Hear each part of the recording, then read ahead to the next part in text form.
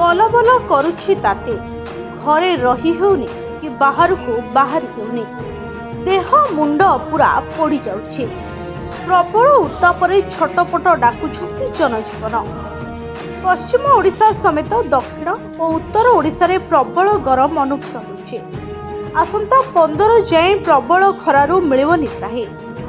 गरम गुळुगुळी नहीं अलर्ट करिछि पाणीपाग विभाग। गतकाली 40 डिग्री टपिथिला पारद।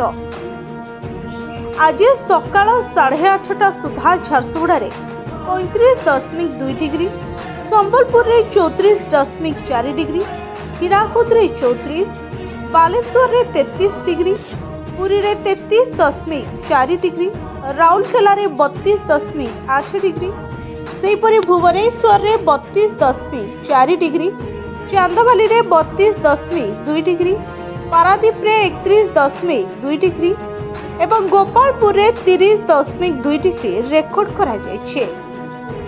तबे तातीरु मिलिबनी आसुस्ती। आसंता 15 जाए एहिपरि कलबल करिवो ताती।